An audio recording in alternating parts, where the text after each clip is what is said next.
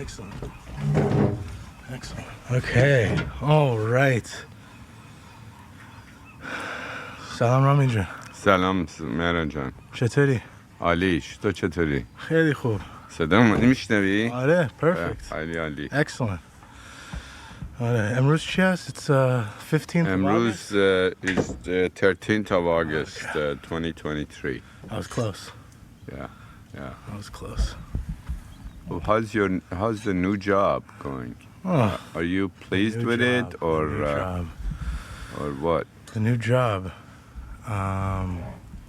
Is this similar to what you were doing at OII or different? I would say yes. Yeah. I would say yes. I'm inclined to say yes. I'm inclined. خب. آره. وقت can you do it easily? Are you learning something? I'm definitely learning something. Yeah. That's definitely happening. خب. چند روز تو سن دیگو بودی؟ 4 روز. Oh wow, nice. آره. وقت چی کار کردی سن دیگو؟ So to San Diego. In San Diego, I was there from Monday till Thursday, Oh, and we were all in an Airbnb. And that Airbnb. how many people? Approximately like 14. Wow, all in the same in one Airbnb. Oh wow. And that made it definitely a lot tougher. Why? Because you're meeting people for the first time, Right. and there's no buffer Uh-huh. where you can escape to your bedroom Yeah. and kind of, Yeah. put your guard down. Yeah.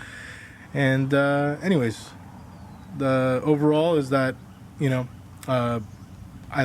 I think I like my team. Good. They seem like good people. They all have very diverse backgrounds. One of them is an engineer, but not like a software engineer, not a chemical engineer. What's the other one? Mechanical engineer. But he is doing software engineering. Right. So there's a lot of that where most of the people on our team don't have a computer science background. Mm-hmm. The sun is in my eyes. Shisha. Oh. Okay, good. That's good. Yeah, much better. Ali. Oh, much better. Much Sorry. Oh, Sorry. I think you're on the right track. You're on the right track. And this is not the job you're working on. It's a transition. It's again another stepping stone. But stick to it for maybe 2 years. Just stick to it. 1 year is not enough. 1 year is like training. It's like you're just dipping your toes into that water. People who are in a job for 2 to 3 years are really have immersed themselves in the job, Alright. and get a promotion, yet move up. Because what happens is it's easier for you to move up in your current position. And then once you move up, then you can move laterally into another company. Because now you're going to be, there's a market for you. You've created a market. I know. That's a massive shift has taken place in my life. And that's why when I was speaking with Leela the other day, and she had mentioned that she had left her job in New York, and not that she made the right decision or the wrong decision. This is to be seen. That depends on where she goes from here. But it's just amazing how much the word is your trajectory in life. Yeah. How much that's shaped by these decisions that you make, and it's hard to even really comprehend the impact that it has. Yeah. Because it's happening in real time, and if you don't mind, I know this is a big subject, but can you just give me an overview at your age, at where you are in life, how you chose to make the decisions, having been someone who came from a different country and going to, was it Wisconsin? Right. Going to a university in Wisconsin. Not university in Wisconsin, a job in Wisconsin. Oh. I went to UC Davis for PhD. And then you didn't go to school after that? No. That was it? That's it. So you went there for a job? I went to Wisconsin for a job. How did that opportunity come about? Are you recording? Are you? All right. Okay. So Yeah, so basically, after my PhD at UC Davis, I really wanted to get a job in California, and there were just very few jobs. There were very, very few chemistry-focused jobs. There were few pharmaceutical companies in the Bay Area. There was Genentech, which is very biotech-oriented. I was a synthetic chemist. There was Syntex. There was Dow Chemical Company in Pittsburgh, Antioch area. There was Clorox Corporation, and I applied to all of them. I didn't get accepted. They just sent me a rejection letter. Then I applied to Hewlett Packard in Corvallis, Oregon, and they offered me a, visit, an interview. Isn't that a computer company? Yeah, yeah. What were they? Yeah, so good question. Hewlett Packard had a division in inkjet printers, and at the time their inkjet printers, they were very focused on improving the inkjet quality, the print quality. The ink was feathering into the paper. They wanted to come up with an ink that didn't feather, didn't spread. So there was a lot of issues with inkjet printers, and they offered me an interview, and they told me what their problem they were working on. So actually, I went there with a proposal, and it's the philosophy that don't ask what your country can do for you, ask what you can do for your country. So I went there, I said, I think I can potentially move you in a direction where we could solve this problem. And while I was interviewing, I was also giving them tidbits of my potential solution to this, which is really a good way to interview. In fact, when I interview people, and I've always interviewed people, almost 99 out of 100 people that came to me with some ideas to help the company, I gave them a job. I see. Because I liked that. So I went there with the idea of, solving their problem. How did you know about this issue? Was it like a very widely known issue? No, was it part of the job description? It was in my conversation with the hiring manager that I discovered this is an issue that they had. And of course, I had seen the problem in the inkjet printers I had bought while I was at UC Davis. So basically, I thought that was a, sort of an ace card that I had. I went there and all that. I think I did really good at the interview, and at the end of the day, they didn't give me the job. And I was so disappointed. So my research professor, Dr. George Zweifel, at the time, he said, hey, if you want to go to Aldrich in Wisconsin, I can introduce you to the head of Aldrich. Zweifel was very connected to Aldrich because of his connection to H.C. Brown, who was a Purdue professor, John Soderquist, who was also a Purdue connected to H.C. Brown. John was professor at University of San Francisco that I did my undergraduate and master's with. So both of them said, hey, if you want to go to Aldrich, we can get you an interview. So I said, fine. So I flew to Aldrich in Wisconsin very reluctantly. How old were you? I was 30 years old. Wow. 28, 20, no, I think about 30, yeah. How much time has passed since you've completed your PhD? So this is 6 years of PhD. So I had finished USF with a master's degree 1983, and then in 1989 I finished my PhD and went to Aldrich. Oh. And they offered me a job right on the spot. They said, we're going to give you a job. And the work that they wanted me to do was pretty much the work I was doing at UC Davis. Research I was doing on organoboron chemistry, organosilicon chemistry, and all that. So they offered me a job, and honestly, I didn't have any other offer from any. And Corvallis had just turned me down. Hewlett Packard had just turned me down. So I said, I'll take it. So I got ready and I went to Wisconsin. Wow. And it was an eye-opening experience. But in the hindsight, I think that experience, changed my trajectory. If I had gone to Hewlett Packard, perhaps I had a different trajectory. Completely. I went to cold Wisconsin, and I remember I arrived the day after they had a blizzard. I was knee deep in snow, and I'm asking myself, where the hell am I? What am I doing here?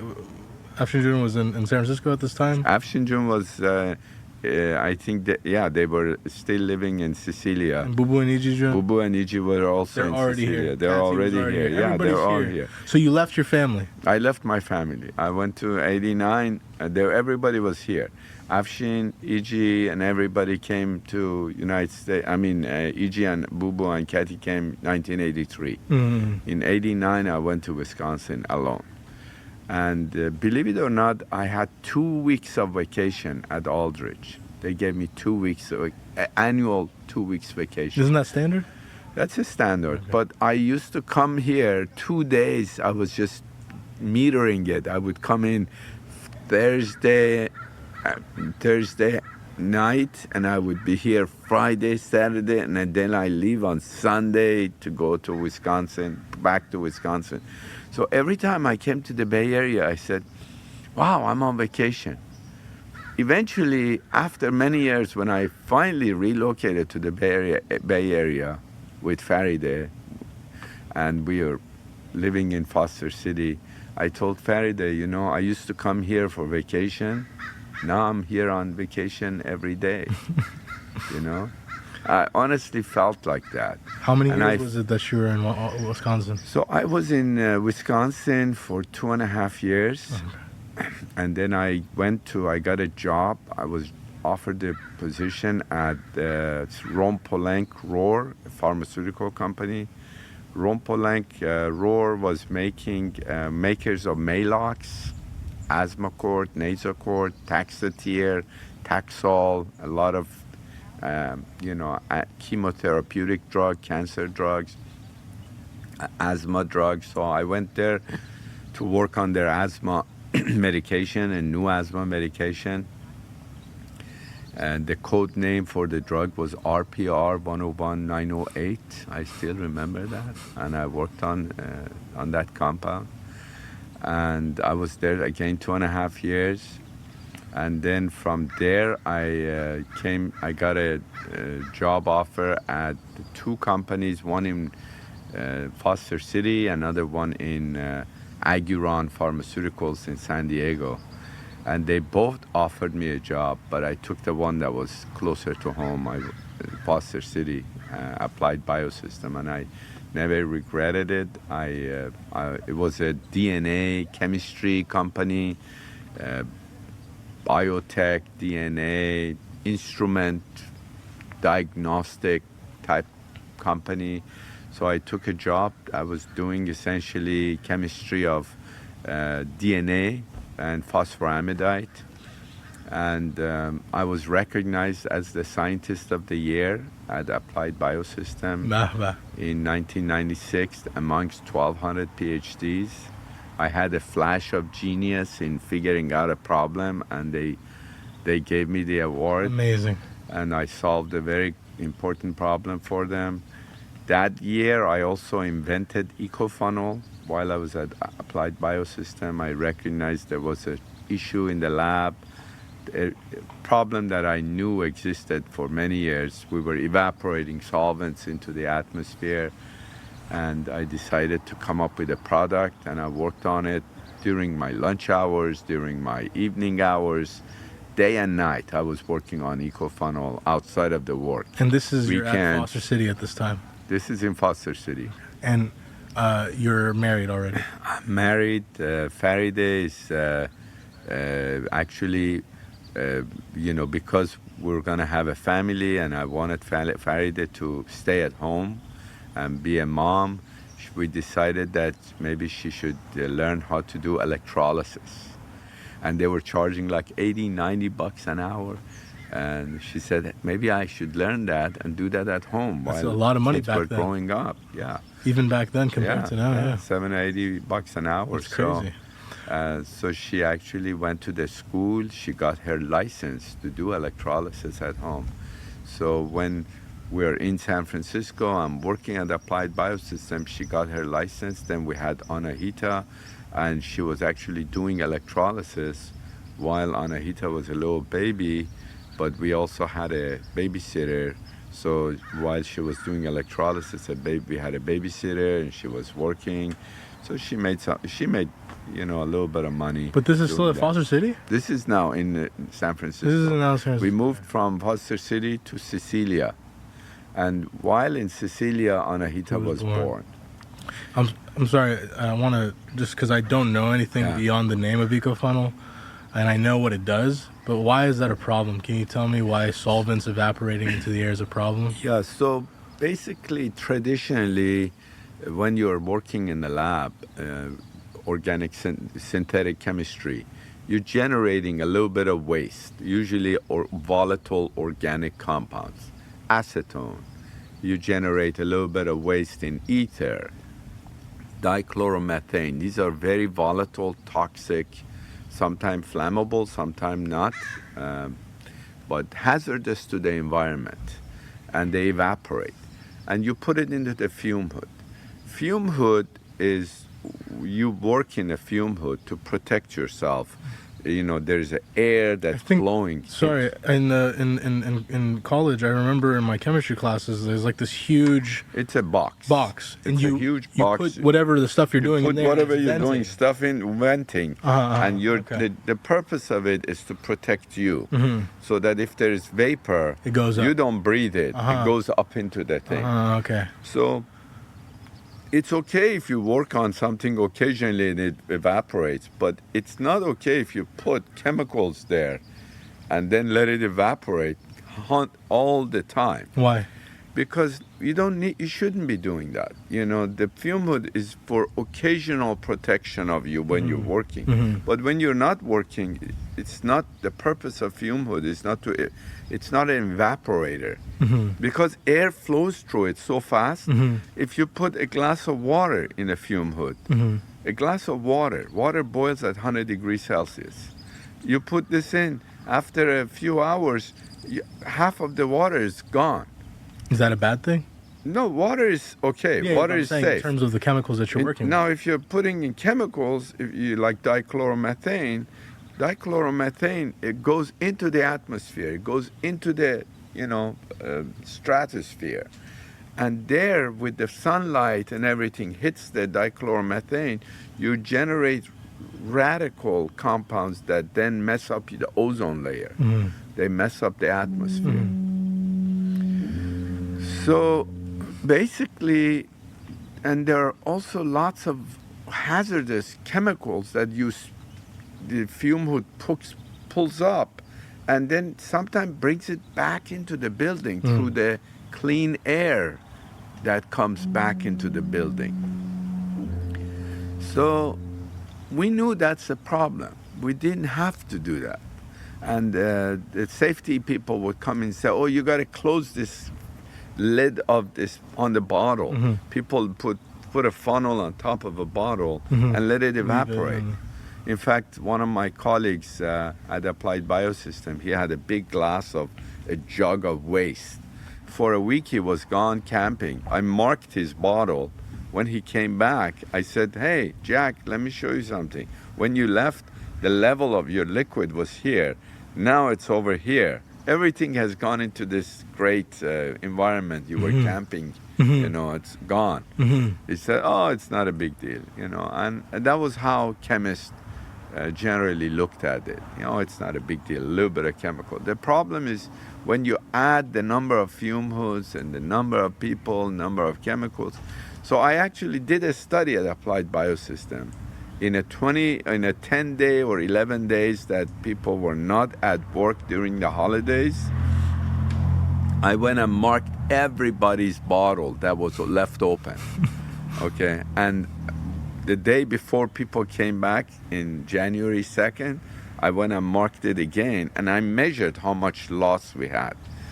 During that 10 days, we had evaporated over 2 drum full of chemicals.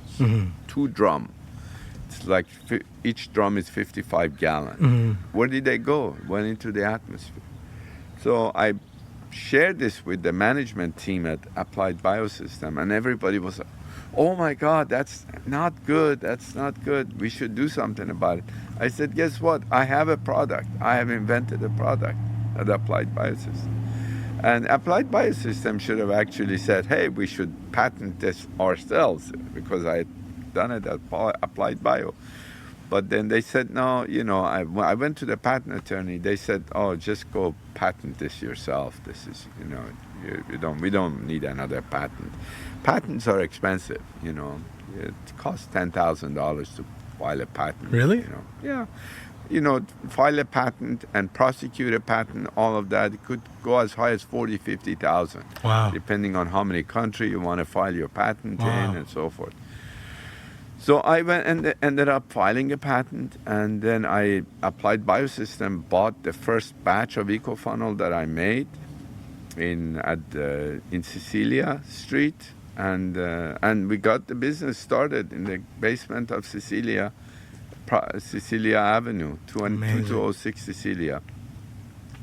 And then ultimately I left Applied Biosystem and started CP Lab Safety, which was now manufacturing EcoFunnel. We've been in business continuously for 30 years, CP Lab Safety. Still selling them to this day. Still selling them to this day. And also I've had unsuccessful products as well that I would rather not talk about. So it's like sometimes you have to spend a little bit of time researching things, seeing whether your idea is somebody else has already done it or not. So sometimes I jump in too fast to get something done. And so failures are good. Failures are not bad. It's good to fail, but you should see how you can learn from those failures and apply them to your next thing. You need to jump right back on the horse and apply those failed products or failed ideas into your next project. How do you think that translates to your children?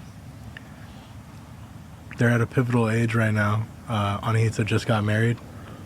Ariana is studying for law school, or she's in law school. Yeah, she's in law school. And Leela is going to go back to school. Our whole family is about education and growth. And my dad always used to say, even if you want to be a garbage man, first go to college and then become a garbage. He really said that? Yeah. So, even if you want to be a garbage man, do that. So education is always important. We always remind our kids to get more educated, get educated. Anahita, I'm very proud of her. She got her PharmD from a very prestigious school, UCSF. So she followed Bubu's path of becoming a pharmacist. Again, she followed Bubu's path of not working in a pharmacy. Bubu never worked a day in a pharmacy, and he went into business. And Anahita is doing the same thing. Ariana worked after graduating from USF for a couple years, worked for Uber Eats and another company. I forgot the name. Segment. Huh? Segment. And worked for them, and then after, when the pandemic hit, she came home, and that's during that few months she said she wants to go to law school, which I'm very happy for her decision. And Leela went on and worked for Chuck Schumer in Senate, which again we were very proud for her to be the director of nomination. She knew all the senators and everything. But again, I think she's moving back into the little bit more education, so she wants to go back to school, which we're very happy about. So I think education is always good, and you don't need to be going to get education in a school, not necessarily. I think if you're getting education through life, if you're moving up the ladder gradually and getting yourself educated, that's always a positive thing, and I think and you will be successful if you're put your head down and focus and move forward in the right direction and do the right thing. I appreciate you sharing that with me. There's a lot of uncertainty in making that choice of continuing your education formally, right, versus getting experience at a workplace. I know we're running out of time, but if you can share with me,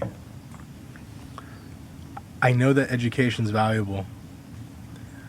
Is there any concern when you're guiding your children that they follow their intuition versus following what you and Farida June suggest to them?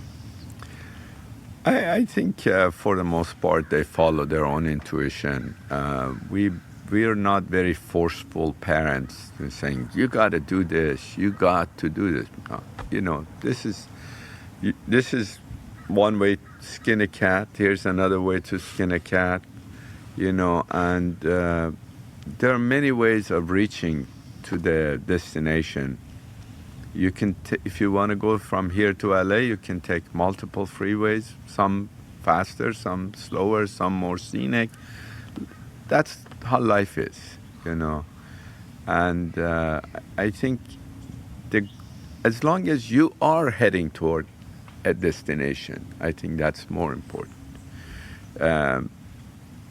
Success is not a destination. Success is the journey, and you need to be in that journey. And when I took Noble Bay public, a lot of people were telling me, oh, you've succeeded, you've had so much success. For me, that was not success. For me, it was like, it's a journey.